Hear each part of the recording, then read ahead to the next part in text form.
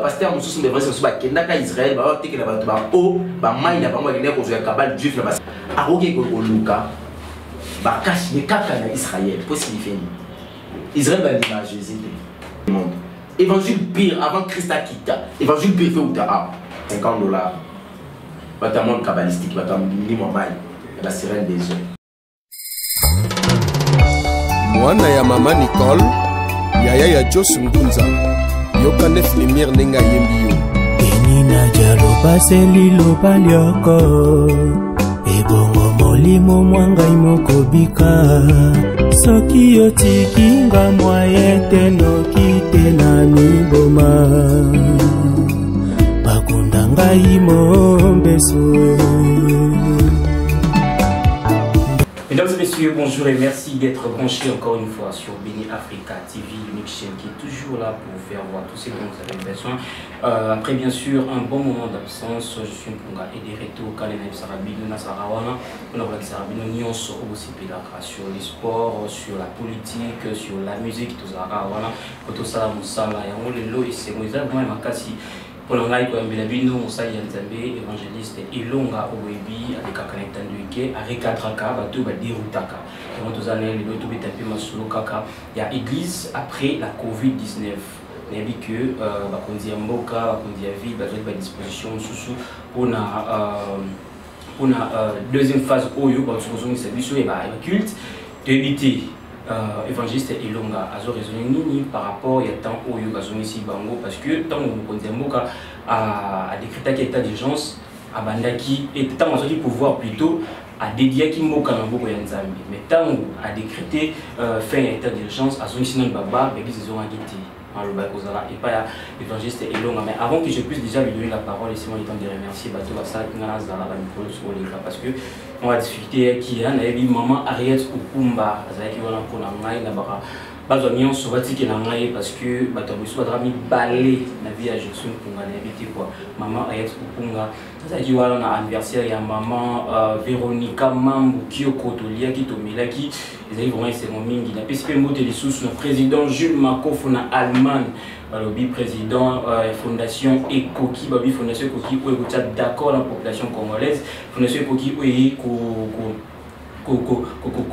jeune comment est-ce que créer l'emploi fondation Ekoki et s'occuper na ba garçon désœuvré na ba fille mère na ba orphelin na ba veuve en tout cas tout soutenir fondation Ekoki il y a Jules Makofo et j'oublie aussi Rossar Mankoko na kana sans c'était pas sorti kingai hein on m'appelle ça va bien WhatsApp sans plus tarder je m'en vais à saluer mon invité l'évangéliste Ilonga. Bonjour bonjour mon cara. Voilà, évangéliste Nabi qui est là dans l'état mais il a vraiment banda comme il a donc tout le monde est vraiment il s'est pendant temps et c'est pas ça qui est et puis donc il va tout lobby que bando zuni moto vraiment non kala et assisté est-ce qu'il y a bon on a évité moto qui par rapport à Nini. Je sais pas, par contre, vous allez découvrir. Si c'est la vie, on est au bête, vraiment. Non, c'est comme si tous mes parents avaient analyse. À cette époque-là, il y avait un incirconcis à la mère Combo et Nzambé. Mais c'était une personne qui avait abusé par le nom de Jésus-Christ en faisant les sex tapes avec les femmes. Alors, on ne pourrait pas laisser l'église de Dieu et comment ils allaient cracher par des individus pareils. Voilà pourquoi tu dois dire tant et belé. Dans les médias, pour nous sans de quoi la repentance, à se repentir, à comme un chrétien authentique d'une manière sérieuse. Alors à cette époque-là, actualité avec Makamouana. Voilà pourquoi, il a parlé des les Alaki. Aujourd'hui, il n'y a pas de choses pareilles. Makamouana les athées, Makamoussou. Donc, ceux qui m'ont baisé, ça n'a pas de sens. Donc c'est un peu ça. Ceux qui nous ont passé et ma vie sont manengé au sein de son maïozonga. Ceux qui disent que non, ils appellent quand ma forme sous parce que même bisonné aux aboués.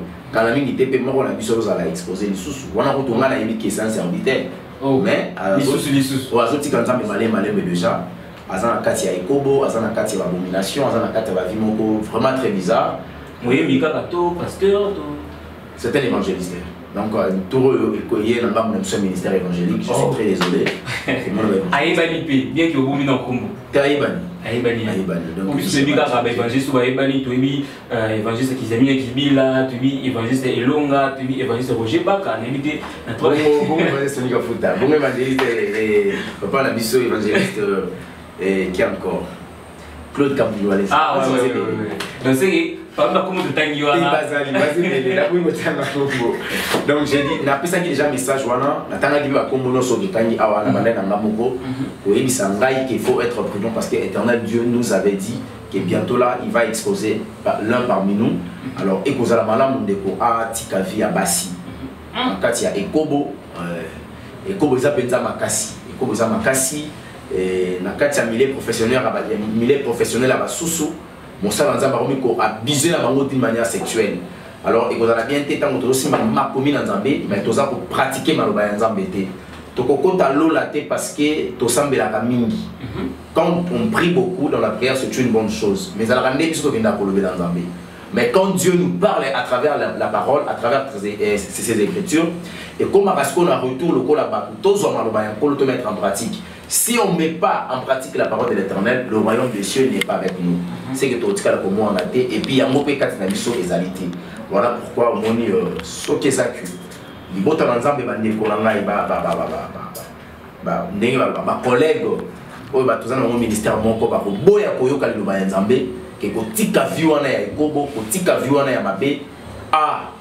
quand il sera exposé, n'a aucun amour. Parce que l'évangéliste est plus qu'on a, ils ont un Zambie, ils ont un yoto, au découvrango, au timide, au yomo, on a mis jusqu'à l'époque.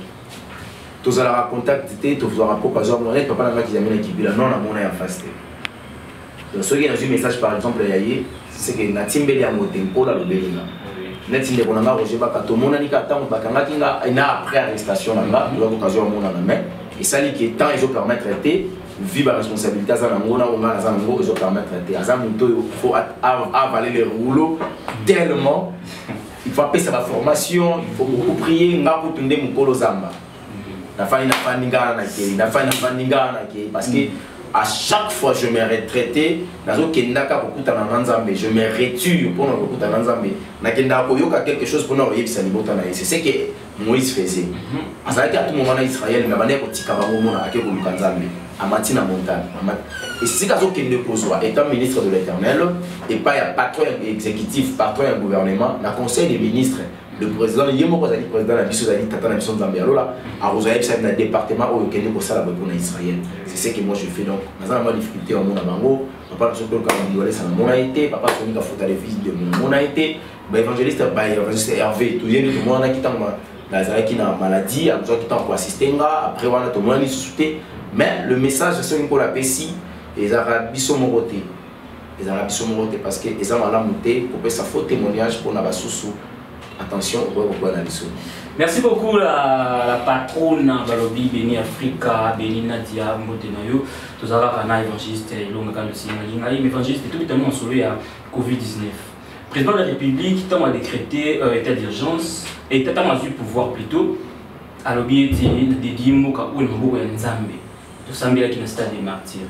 Mais tant que le Covid est hier, tout est confiné, et puis tant qu'on a formulé ma cambou, on a bar, on a supermarché, mais à s'occuper vraiment de l'église notre premièrement. Tant qu'on s'est dit que moi qui dis le président a comment qu'il dit banda, tout a raison. Merci pour la question. Question banda wana, question foi banda. Tant que le président de la République a qui pouvoir. Est-ce qu'ils ont une motivation à y aller par le Saint-Esprit qu'il faut le Dieu Mokanambo tout bas conseiller spirituel les besoins qui inspiration soit nous sommes dans qui bango boye bisa tata ekolo Congo ngai na pesi pouvoir abanda ko de Dieu azo moka pesa na ngai ce qui yaki na nzela ba conseiller tant que comme le président a décrété et tant que le président a longola ba mesure est-ce que molimo sont avec ça qui sous ba conseiller te que beaucoup nous bisa abanda d'abord na église.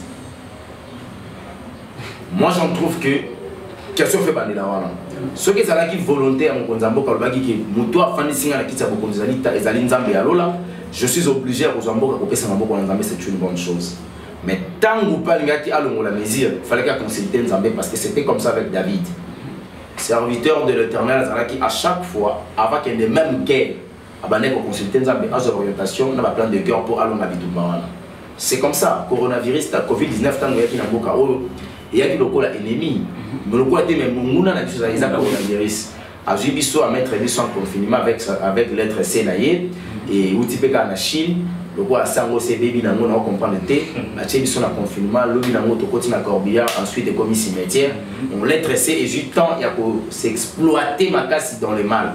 Alors il s'est fait que tant que Komaki Namboka Oyo a eu le adversaire mon spirituel parce que Covid-19 c'est pas une maladie scientifique. C'est une maladie spirituelle où parmi les 5 mondes sataniques dans les mondes qu'on appelle monde cosmique. Le monde va avoir des décisions au titre de l'épidémie, la pandémie, pour détruire ce qu'on a posé à Makila. Alors, et la décision va ange déchu, mettre dans le Lucifer, où il y a un monde cosmique pour la Covid-19, tant que commis dans le Boka, et l'autre, il a fallu tout ça là. Il fallait que tout soit ce qu'on moka. N'est-ce pas Boka Saraki, il fallait que tout soit ce qu'on moka, tout s'engager de quelle prière. Mais ça il m'a quitté. Et si quand on comprend que le Congo n'est pas un pays chrétien, c'est un pays laïque. Et laïcité, on est à un problème dans le Congo. Papa n'a pas dit sur le Congo. Mboko nzamba comme ça matin, gloire à Nzambe Zarati. On se voit guerre en Namibie. Crise en Namibie. Au dépôt, 67% est chrétien, le reste c'est beaucoup pour la part. Aux hommes, on attend en place pour tomber la Jésus-Christ qui est là parce qu'il y a le prince de la paix. Mais évangile, la qualité, il m'a commis le biais ce qui juste est mon cousin, on sauver toute une nation c'est juste. Voilà pourquoi on dit que Congolais va faire militer pour les gars Suisse, va faire militer pour les gars Italie, va faire militer pour les gars États-Unis. Ça cause il y a juste Congolais. Bah juste Congolais autres qui sont sur la terre. Tu dis que nous avons mais tous hommes à la Sodome et Gomorrhe. Intercession bandela wana tango Abraham abandi ko intercéder pour na Lot. Avant bandana Lot abandi ko tuna 6 à 50 juste. Sodome Gomorrhe aussi quand Nzamba lobité. Bongo tia comme à 5, t'es 2. Donc Nzamba vous comprendre que non, il y avait même pas un juste dans le cadre de Sodome Gomorrhe. Abraham maintenant commence à intercéder pour son neveu qui était Lot. Et comme il peut être en Covid et hier, éternel Dieu avait permis Covid-19 de frapper le monde. Pour ma vérité, je suis de découvrir ma moussous. Alors, Christ a dit ça qui est éternel Dieu parce qu'il est au droit, dans la droite du Père, comme un défenseur, pour plaider à notre faveur. Christ a dit sa Père, mais dans le pays comme la RD Congo, je suis leur défenseur. Et Longa est là, Baka est là, prophète Glodier est là, apôtre Gustave est là, apôtre Fabien est là. Il y a deux serviteurs qui sont là. Les serviteurs de Wilson sont là. Ce sont des hommes intègres. Alors, ceux qui ont vu des côtés, eux tous seront perdus et leur famille. On m'a commis si tu crois que tu seras sauvé toi et ta famille. Christ m'a plaidé à faveur de Bisso, juste Congolais, qui a tellement éveillé, nous avons battu bon. On a épargné. Pour continuer à sauver sur la Covid-19, nous avons épargné. Tout ce que ça va. Si, si. Oui. Nzambe a épargné. Bah on poufi. Bah toi mon aïe loi et bah toi bazali. Mais la limite bah on 70 ou 100 personnes bah moni bah toi bah poufa na coronavirus na boko. Ça vraiment un groupe d'individus où bah on traiter bah on les bah découvrir que attends nous allons traiter à poufi. Mais ensemble na Congo to monité. Monité oui. Bah ndeko bazali ki quoi bah médecin à riposte mais bah yebi pena la vérité à coronavirus wana. Et puis bango bazo ba que Nzamba épargné parce que bah il y a des conséquences à maladie wana bah il va effet dans effet secondaire mais ngo donc Nzamba épargné na bango ko doit être traité par ta coronavirus Nzamba pas épargné bango à cause de la juste congolais maintenant et tumba oyo ya somo oyo frappé le monde entier et comme il tient la belle la biso Nzamba épargné pour les États-Unis, nous avons épargné pour les Londres, nous avons épargné pour les France, pour les Allemagne, pour les Suisse, pour les Italie, pas pour toi qui mérite Afrique. Nous avons épargné Congo la na retour, il a fallu messie, to prière, il y a action de grâce. To ça là, il y a beaucoup de Nzambe, to pambolio parce que pandémie tant que continue dans le monde. Mboka na biso non to komaki na ba capacité té na ba mesures préventives pour na ko ba combattre là. Mais ngolo o la kisi biso ke ndenge ba commune lobi soko battelité pour azali ko battre ça pour travailler en vain. Tu dois comprendre que cash ne battre ki biso té parce que cash ne ali puta o e ko jamais ko battre le contre coronavirus. Mais na ye ko réaliser que yonde muto battre biso na yango tu es pour ça la messe, tu peux prier réaction de grâce. Tala ndenge tu es que tu m'as mécanique, c'était il y a pas inayo. Pour la adoration, qu'on peut ça merci. Tout ça est en beauté. Ça signifie directement. On peut aussi le faire au stade des martyrs. On pourrait le faire. On pourrait le faire. Si vous écoutez, on a mesure que dimanche, samedi, dimanche, il y a tout le temps un message. Il y a action de grâce pour la pandémie. Il y a action de grâce, tout le monde va récupérer ce qu'on va récolter parce qu'il y a mesure d'urgence au Mozambique qui est décrété et quand ici, on a récupérer ton ennemi. Non, Mozambique est un chrétien, Oyo Azali. Moi, dans la spiritualité, papa n'a dit sur Roland de Lozaki Ngolou à Okambaye, et il a fallu que ça va dans Zambie. Un vrai serviteur de Dieu. Pas un serviteur na mature, parce que la majorité qui a vérité. Un vrai serviteur de l'Éternel. On a mon thème. La prière d'adoration, culte de remerciement et pas en Zambie, et qu'on paie sans Zambie même offrande. Tu dis que tu as la pays une minute, tu as un problème plus grave que le cas RDC. Tu décréter mbongo, tu binisi mbongo, tu kekotika, tu dis que tu ça offrande na biso, na ndenge nzambe a épargné biso na situation tu dis que le kisa. Tu dis que lukamania on se sert nzambe, mais tout ça li angoté. Mbala moko. Baba. Baba refungwami. Ezola kisaki na mboka oyo, éternel Dieu a sa place. Bato bazobele la nzambe ba osala ba prière ba osala makambo ba otambo na nzambe te. Comment est-ce que tu peux pesa lui se faire espace avant nzambe na mabele ya nzambe? Raison nini oyo balobaki ba fungula ba avant. Ba tous balobi sur le plan économique. Mais ça ba stratégie ba taxe tout consomme. Mais ndeko konanga na oyebisa yo na moment ko ba taxe za ikokota te parce que ba kanga ki Congo vivre ndeni.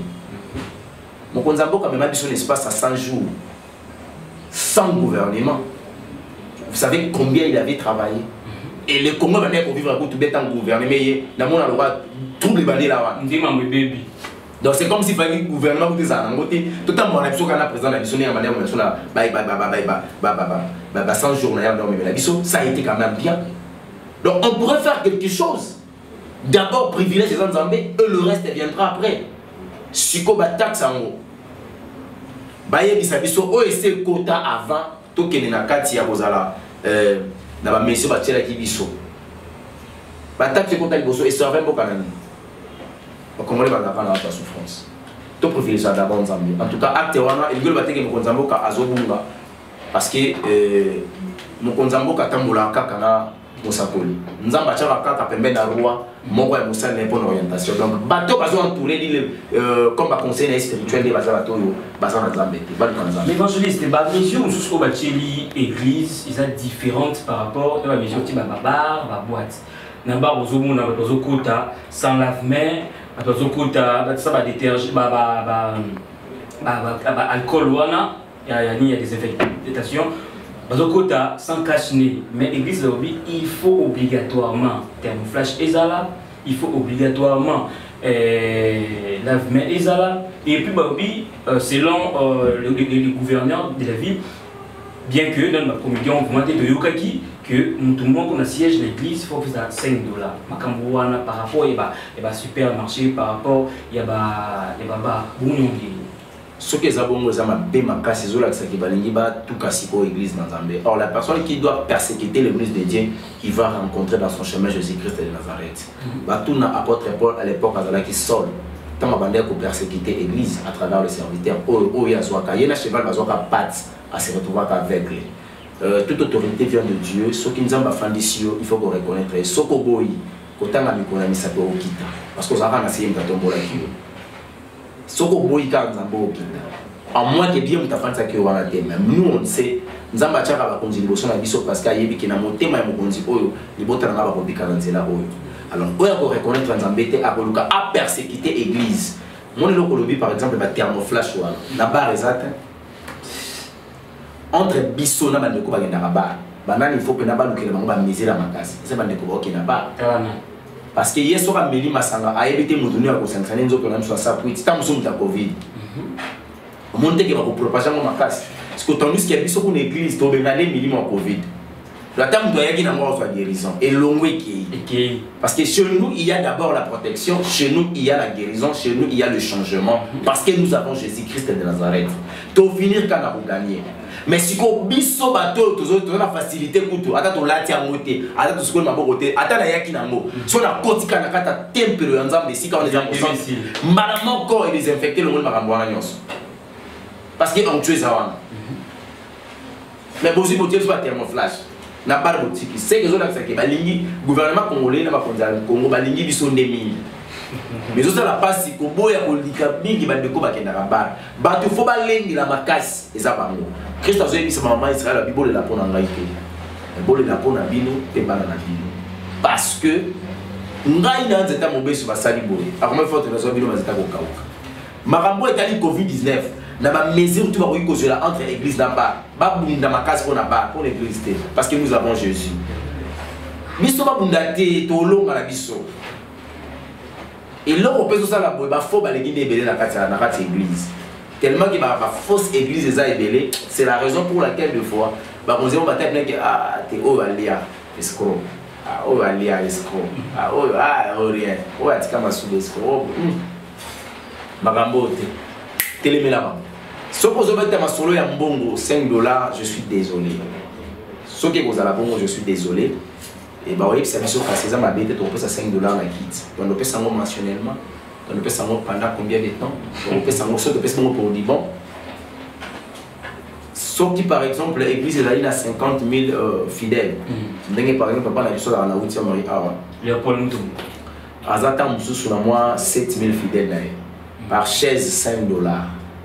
Tant qu'on peut ça bon moyen de servir Congo et qui ça $3 peut qui ça lipa. Tout tomate ali dans 4 abaote comme soutenir beaucoup. Pour te kama. Tout soso ya 4 te kama 500 flots à soso. Non, c'est pas important. Moi je trouve que baroki ko ya ko tuer quelque chose té na kati église. Pourquoi? Parce que bateau bazo église et ça va fidèle et ça peuple congolais. Ah, aux autres qu'on maltraité, on va pas dire Nzambe. Bah aux autres en 2023. Aux anglo polo. Bah on va dire il y a tout passé sous chance avant mon bon. Pour nous on a nous qui coûte. Et puis à ça là pour la compte église. Oui. Attention, vous avez un leader d'opinion mais sûr que pas serviteur des gens des un leader d'opinion. Et ça va nous sur le coup taquer église les lots. Qui passe une pessimiste dans l'église, qui mutu intel pour ces chances c'était pour ma sala qui biso. Dans le salon on reperdre ba électoraux mais à niveau moins impossible. Pas tous pas okima. Pas tous pas okima. Alors pour éviter toutes ces choses que le terrain attend, au bien ma serviteur, pour faire des sabango, numéro 1 à l'établissement, voilà pour la première bataille. Net pour chama et mambo, c'est pas mauvais. Et ça va nous jouer à lire à ce que la mambo côté. Maïwan va tirer sur l'église pour la mambo, c'est une bonne chose. Moi j'encourage. Qu'on a ta cache mes habits, mes amiotés, parce que les autres peuvent étouffer, ils sont la chaleur, tous en mambo cao. Deux fois, il faut quand même qu'on se protège. La banque cache les autres côtés, nous sommes dans ce qu'on a caché dans la masalandé. Ko biso bine église pe na cache oublier naza étouffé toyemba ndeni moi na yemba zape na kozana kati étouffement ça sera pas bon donc pas meka pour comprendre biso je pense que le travail par lequel la négociation riposte va salaki aujourd'hui va résulter ça positif na part na bango au monde qui va babiki et belé par rapport à Bakufi c'est des ripostes dans quand même temps pour travailler la place par la délégation mingi le roi va pour le biso va serviteur to kota li kama covid pour la prière baba tsaka mbongo côté kuna na riposte ba nego riposte pe ba salaka assurer ceux qui va sérieux 4 minutes plus kangamité ezaka na mukolo limiter 4 minutes ko benga bato que nous étoyeba mbongo les gars quoi puis ezonga ya de kosuka quoi état de droit ndenge bandi ti comment kokufa et aussi la pour préparer des avocats nazo isayo président de la République Félix Tshisekedi Oleka mais loko ya tiki na kombo ya état de droit ezalaka ndoto ya kombo ya Tshisekedi na pamboli Nzambe parce que Bible ezolo bana biso c'est la justice élève une nation ce qui c'est komika na sembo makambo bobonga. Donc, l'élo, il y a un problème. Lobby, on a 4e marine. Je ne sais pas pour le juge junior sur le Congo. Je ne sais pas pour ça parce que nous avons besoin de reconnaître vraiment la 4e commune. Merci beaucoup à toi, Kevin Punga, la Katia France. Toi, évangéliste Elunga, évangéliste. Mais après, quand date il y a les 15 août, ou bien à partir de date les 15 août, tout le monde l'église est belle, ça lit ma fiche, ma badge, 15 jours, 10 jours, n'évitez pas récupérer, ma peine. Dès qu'il y a, et puis maintenant, il y a confinement, il y a un numéro, Orange Money, Orange Money, c'est important. Bible zolo dans Galates chapitre 6 verset 6 kabolo bozima mutateur le banza mais ce qu'il y a dans le théâtre. L'orange man est là il en besoin ça. Dim est normal. Pour ma commune ça besoin pour le bas. La compta on peut expliquer mon bien. Ce qui concerne la dîme, Malachie chapitre 3, tout est clair papa. Pièce contre pièce hein.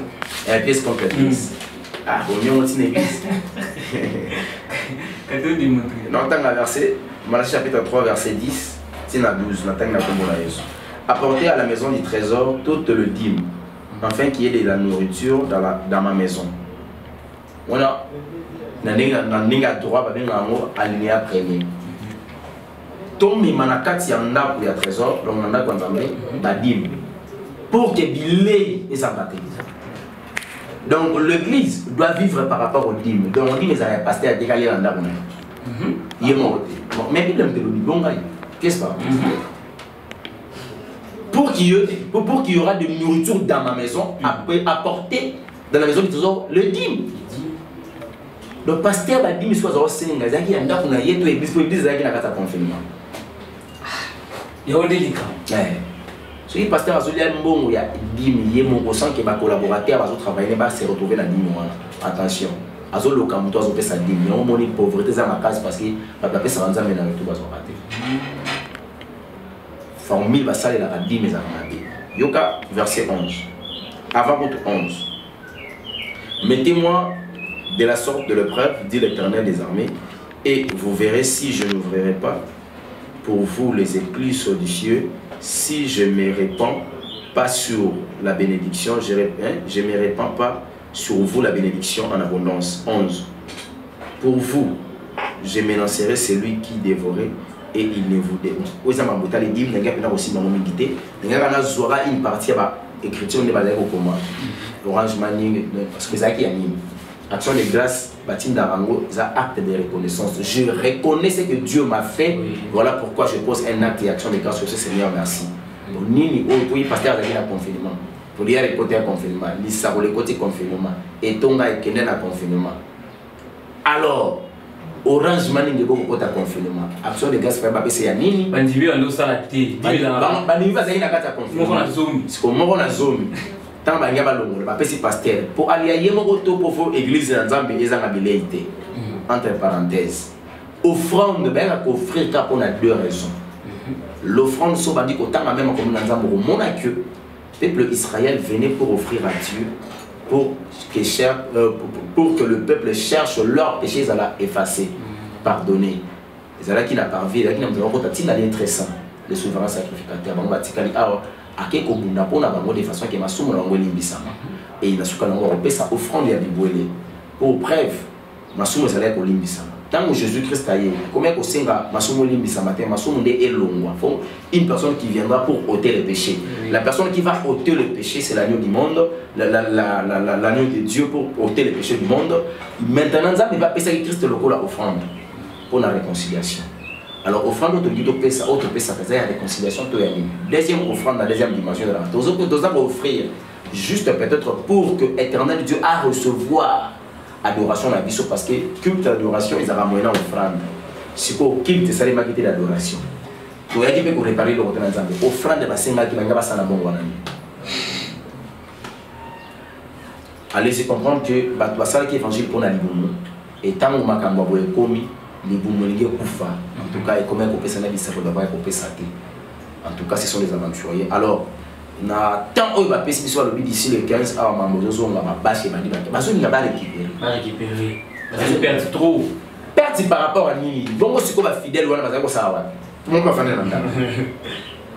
Là, tu bombe, mais les acquis confinés, mais les gens sont la bombe. Lui, il s'en aille. Il va récupérer. Il va pas récupérer. Il doit aussi payer ça. Bon, il va récupérer dans le lingue. Non, non. Il faut chercher ce qu'on appelle faire l'appel des âmes et non l'appel de fonds. Celui qui fait ça, l'appel des âmes, nous allons faire autrement.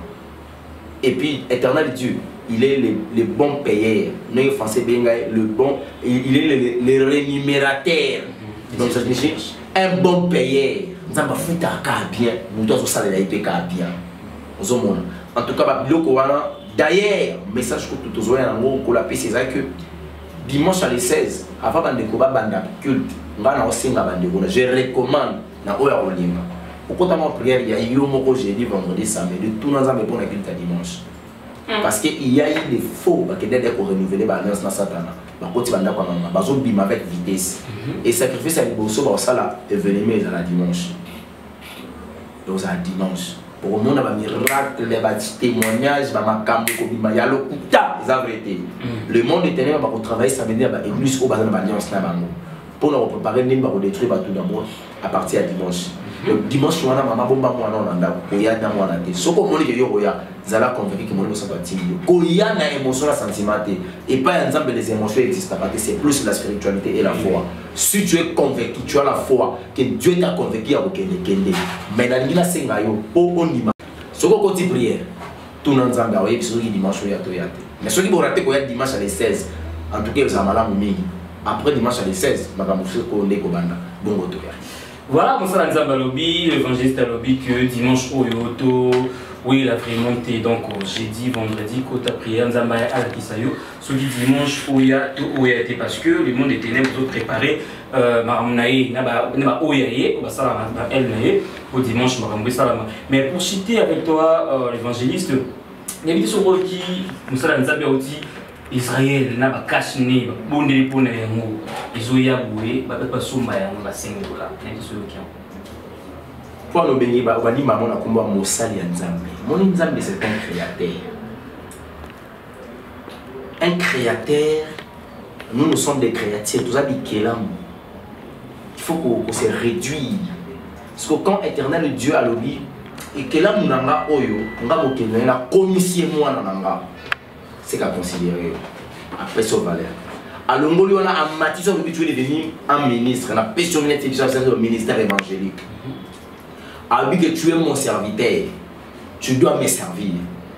C'est qu'il y a la considération, la estime et pas un zam. Parce que mon toi, ça serviteur, un zam d'été. Comment un serviteur de l'éternel? Alors que Luka, Bakash, mais kaka na Israël, qu'est-ce qu'il fait? Israël va dire à Jésus. Terre sainte. Bon, ah, Terre sainte. Et pas y a Dieu de pas la mission. Mboko va boire Jésus. L'évangile pur viendra ici et se propager partout dans le monde.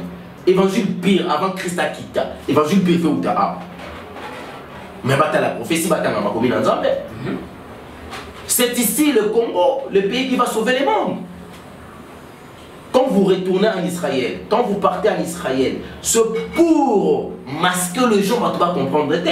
Quand vous avez en Israël, il y a des gens qui ont raconté que les gens ont pensé. Il y a des gens qui ont pasteur, nous sommes des vrais qui ont Israël, ils ont dit que oh, ils ont dit que les cabales juifs ont $50.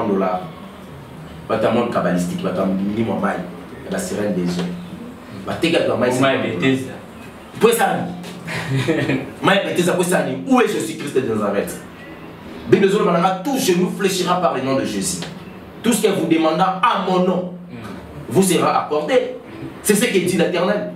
Et à travers Jésus-Christ, ce qu'il a fait, il a combattu sur la reçoit.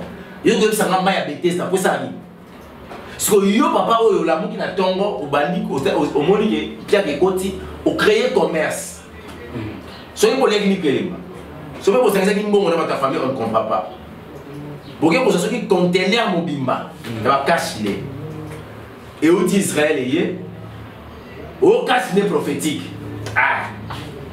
Tant que mon mboka décréta qui état d'urgence dans mboka oyo.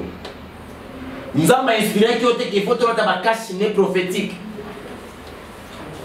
Aux Zérika tant balobi que tolongo y mesure. Mbano professeur caché prophétique. Bon, on se dit psycho, bah ça dit bisous des massages barbares qui cachent déjà ta maté yo le bani.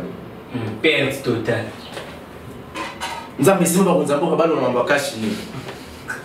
Nous avons simba bangwa longolango. Comme conteneur ou yaki. Et quand on a dit tout la chose sur ça na moni. La prophétie par laquelle l'Éternel Dieu t'a donné, on sait qu'il combien. Pour yoter qu'elle va tout cacher dans $5. Bon, son bango te boti yango tout là. Na quoi bote yango 500 francs pour ta la ta moya. Là ta pona koto sama kanzamboka parce que nzambe la pesi biso ba konti. Ko la ta wana te. Tam sou beza milieu mabe. Il y a des choses, bah au compte ça ngom milimo. Tant que vous avez retiré dans d'autres, c'est fini. Milimo est possédé yo. Mbala moi ya mo ça va prier à délivrer ça ma casse. Bah bi que voilà zo délivrer batou. En tout cas on va qui posséder. On va qui posséder dans milimo o ya yaki na. O yaki na yo. Yemo ba no ça va manger sur mon place au bazalaka. Voilà les choses. Oh il faut tout éviter. Je vous interpelle. Bah président de l'association à ma église. Président qui a NR, qui nani, qui SR, qui nini, qui nini. Tant que makambo zo sali, vous avez Congo yeso bino mobile la gelo sambo. Na kati ya association na mbo pesa ka bango malobate, bo expliquer ka bango to pesa ka malakote. Qu'il faut d'abord privilégier, soigner le nom de Jésus-Christ. Il faut respecter Jésus-Christ de Nazareth. Ça c'est quoi ça? Dans la mosquée, makambo est volé gâté. Pourquoi la mise en makambo volé gâté? C'est toujours l'église des réveils. Et comment pour te poto? Bokobi Makaraté, vous serez exposé. Je me dis l'Éternel déjà parce qu'il y a dans le Mabonneau sans dire qu'il y a un cache n'est tout là. Au retour à ta quatrième, ça conteneur. Mon frère, je t'assure. Et que tout là. Yesu Christ a petit papa ndi bato. Parce qu'il n'a qu'à sa temple là. Par contre, c'est comme Wendy. Mais parce que la côte ici commerce à la église quoi. Réseaux amis. C'est une façon de récupérer ma bonne autonomie. Est-ce qu'on était venu pour chercher l'argent dans l'évangile? Ou on était venu pour chercher les âmes de Dieu? Au moins, ça n'a pas de sens, papa. Mais il faut que ça lié. Ça n'a pas de emprisonnement satanique. Tout de suite, on a Rolandé la Bangoté. Tout de suite, on a côté à la bonne nouvelle pour préparer l'église pour l'enlèvement. Vous venez avec les cas pour vendre ça dans 5 $. Ça, c'est quoi ça? Pour lier encore les envois de Dieu. Ça, c'est quoi ça? Mais par où tu as confinement? Par où Messi, parce que c'est une d'urgence. Peuple congolais, on a autre fidèle à l'église de Bangoana. Par où Mazaki fait quelque part? Souvent, sinon, sur mon d'abord à l'église, on va l'église encore. Si il y a 5 $, on est au hôtel. Au hôtel, on a 2000. À Okita. Et puis, il y a 2000 étaient camarades. Dans laquelle il y a un mobile. Dans laquelle il y a un mobile. Bakas Nénon, c'est son técamanakats à l'église. Dans laquelle il y a un mobile técamaté. Ce qui est la benga sur le mandat, après ça, ils sont autorité dans Moussara, après ça, ils sont le tom. Toya, dans le but, dans laquelle il y a un mobile. Bakas Nénon, il est técamaté. Et autour là, c'est pas normal, c'est pas bon. Après avoir compté que la maman cache dans 5 $, dans ce cas-là, on y a un peu de offrande. Dans ce cas-là, il faut s'aimer, dans ce cas-là, il faut s'aimer. Ça, c'est quoi ça? Après, on a savon que c'est un guitare de Kataraki, moi, je vais à l'église. Bandini, on va pas pauvre, on va l'église de Gomata. Et Dieu, les gens, par l'enseignement, Jésus a pour prêcher le peuple, mais il a enseigné ses disciples. Est-ce qu'il y a des disciples de Jésus-Christ? La mission a été bien spécifiée. Allez partout, faites mes disciples. Bango ça va disciple était. Ça c'est quoi ça? Ils seront frappés. Mon ami beaucoup bêta mon amboko. Ah ba konzamboka.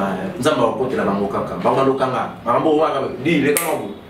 OK vous na babata no si peuvent to fungoli ba caméra presse yeche. Ozo samba presse zo mona. Mbongo liko sala moni.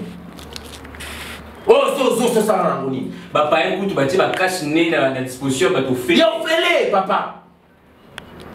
On a vu des musiciens. Il y a eu des politiciens. Bon qui de kabola ba savon, munganga.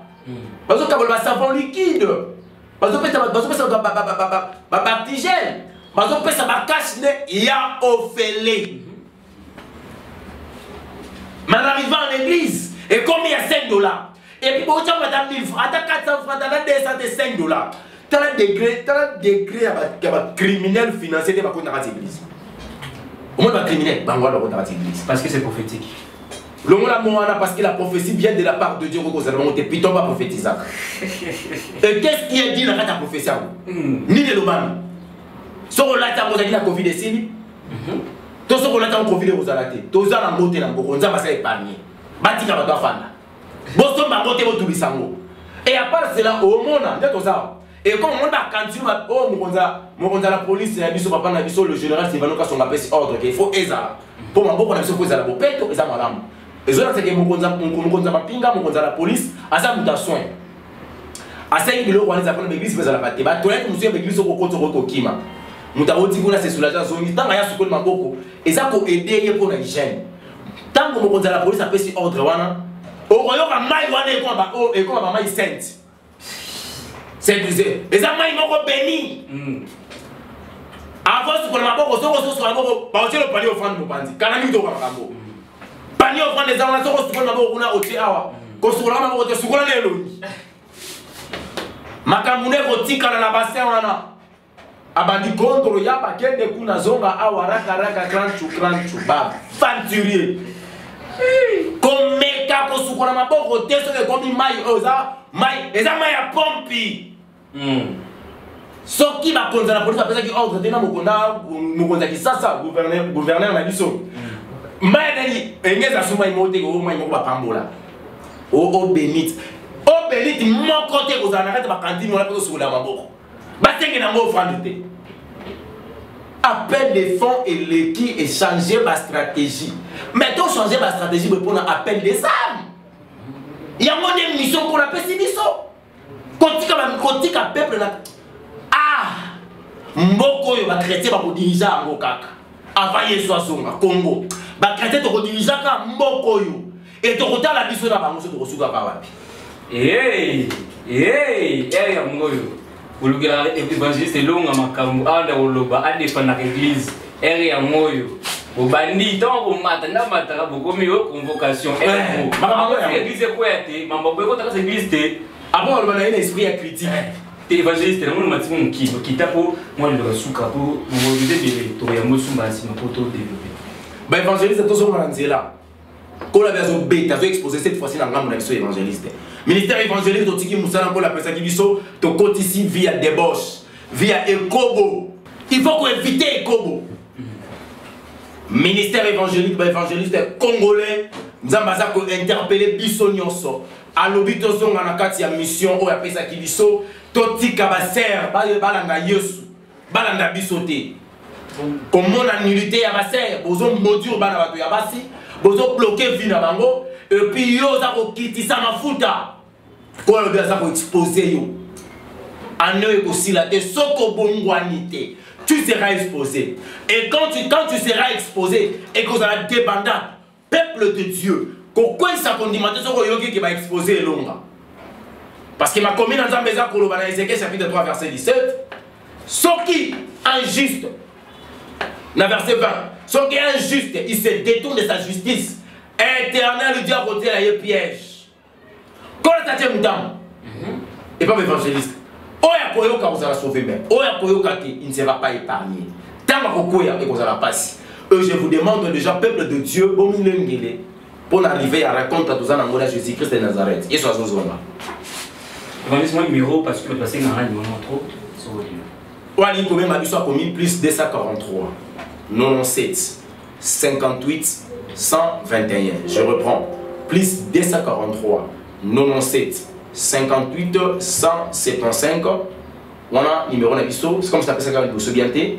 La bande de l'amour, plus 243 97 58 21 175. On a numéro au soko bengi biso aussi facilement, ils appellent en WhatsApp. Soko bengi to yambioté et nous le que to boy ko yambayo parce que to yebité aux ali pas moli pour na biso comme si on allait pas moli pour na yo. Tant nous sommes en prière, tant nous allons sur la caméra, nous allons faire une carte émission. Donc, Tikaka Voice, tant nous avons yoka, je veux toujours rappeler, ce que nous avons fait, c'est méga poto sur la toile et bani de Roki Kosala. En tout cas, les boutons ensemble, on a yambi yesouté, yamba yesu, parce que le moment est arrivé, Christ a sa kozonga. Ce que le big soit royal, le problème des athées. N'a pas pu qu'on la cause en acteur, bon moliwa. Et là, on les a pour rassurer qu'on comme à 20h. Exact, parce que na 20h, ils ont un bateau, il faut pas botama, na bateau, il faut pas kende. Tant que nous avons liste bateau, il faut pas kende, ngano kozana kati. Ce qui me sent mon loto, à l'écart qui 70 et l'ennemi kolobaki, tout est possible pour la mort. Ori ko mape mukolo liko kolona acha kufela ki, ori ko kufape avant ma botina yo. Mwana chazali bezali ko dépendre de la ministère ya Nzambe. Kima Nzambe ezala na bino et puis Nzambe apambola chaîne na biso Béni Africa Télévision. oyo ezali chaîne toujours pas moment yango déjà parti kaka dénomination ya kombo na yango pourquoi pas continuer yango nyonso ba nitoisa ki initiative kolo apesa na koki de façon que chaîne oyo ezala et que les sous de l'avant on so ko télé mali ko chaîne o lokola et baka na commissaire escalier au chaîne atambola ni ko na pas matériel excellence nous avons la parole bino parole ba nyonso ba disciple de Jésus-Christ pourquoi pas le soleil de Jésus-Christ depuis Mikilia partout dans le monde pour le à mon avis nous toujours continuer toujours pour ça la bola mon ndenge to yokanaki parce que bientôt là biso pe ko banda mais les 16 to ko banda na biso tempo to yima comme les aboleka. Merci beaucoup à vous tous qui étaient devant vos écrans pour suivre cette émission et nous voici à la fin. C'était là l'évangéliste Elonga. Il y avait une denga et l'homme du retour à la parole to ndengeni parce que déjà comment on disait il y a Jésus pour nous zoom ça va bien là pour lundi na boki nyonso alobeli makambo ya Covid-19 comment est-ce que l'église atambu samaki na confinement comment est-ce que l'église ezokende et puis makambo wa kashine oyo bazote ki la biso oyo dit Israël habito somba ya monter parce que faki akaba filer parce que païen akaba ki ba filer pourquoi nous ça Nzambe aye abiso kashine prophétique auto somba vraiment commentaire mingi pour ça la il y a des numéros qui sont affichés sur les bas d'écran. Appelez-nous pour vos suggestions, appelez-nous pour vos remarques, appelez-nous vous tous qui avez besoin que nous puissions faire la promotion de vos albums, la promotion de vos activités. Appelez-moi sur 200 plus 243 89 83 23 156 et tout sur la malamou. Je ne dirai pas de remercier notre équipe technique qui nous a accompagnés dans cette émission à Moni Bongo, Wilson Songa, les caméramans les plus frais qui étaient derrière la caméra. La piscine moté, la Béni Nadia, ma boss. Il y a mon boss, c'était ma boss, au féminin. Béni Nadia, trop. Et puis je vous donne rendez-vous très prochainement avec d'autres invités. Pour aujourd'hui, je vous quitte et restez branchés. Au revoir. Mwana ya Mama Nicole. Yaya ya Jos Ngunza yoka nef lumière nenga yembi yo Beni Nadia lobase liloba lioko ebongo molimo mwangai mokobika soki yotikinga mwaye te noki te na miboma bakunda ngai mombeso